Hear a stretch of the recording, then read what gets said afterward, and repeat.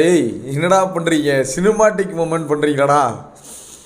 எல்லாரையும் மனசு நொறுக்கி விட்றீங்களா? அன்னைக்கு சீரியஸாக சொல்கிற மங்களே, நொறுக்கி விட்றாங்க அப்படி தான் சொல்லணும்.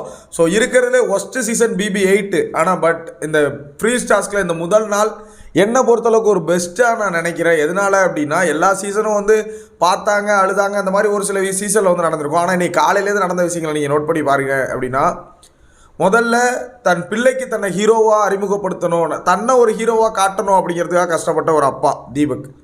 ரெண்டாவது ப்ரோமோ, ரெண்டாவதாக வந்த மஞ்சரி ஃபேமிலி, தன்னுடைய பிள்ளை தன்னை தவறாக நினச்சிடக்கூடாது, நம்ம எப்படி தான் விளையாண்டுருந்தாலும் யார் வேணால் என்ன வேணால் நினைக்கணும், தன்னோட பிள்ளை தன்னை வந்து கெட்டவனாவோ கெட்டவளாவோ நினச்சிடக்கூடாதுன்னு ஒரு விஷயம் பண்ண தாய். சரிங்களா? முதல் ப்ரோமோ அப்பா பையன்னு வச்சுக்கலாம், அப்படி இல்லையா ஹஸ்பண்ட் அண்ட் ஒய்ஃப் அந்த டாஸ்க்குன்னு கூட அதை ஒரு இதாக கூட பேஸ் பண்ணி வச்சுக்கலாம். ஸோ ரெண்டாவது ப்ரோமோ அம்மாவுக்கும் பையனுக்கும் உள்ள ஒரு பாண்டிங். அந்த அம்மா தன் பிள்ளை தவறாக நினைக்குது, உலகமே தவறாக நினச்சாலும் பரவாயில்ல, பிள்ளை தவறாக நினைக்கக்கூடாதுன்னு நினச்ச ஒரு பாண்டிங். மூணாவது ப்ரோமோ விஜய் விஷால் அப்பாவுக்கும் பையனுக்கும் உள்ள ஒரு பாண்டிங்.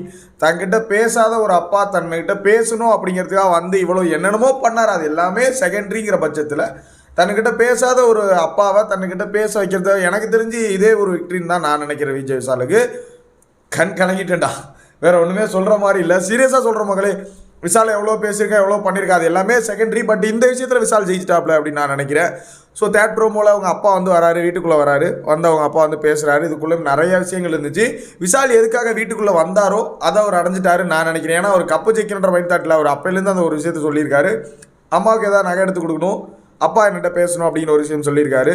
ஸோ அந்த விஷயத்தை அவர் ஜெயிச்சிட்டாருன்னு நினைக்கிறேன். இன்றைக்கி எபிசோடு சீரியஸ்லி சூப்பராக இருக்குன்னு நினைக்கிறேன். பல பேர் கண்களில் கண்ணீர் மழையாக தான் இருக்க போகுது.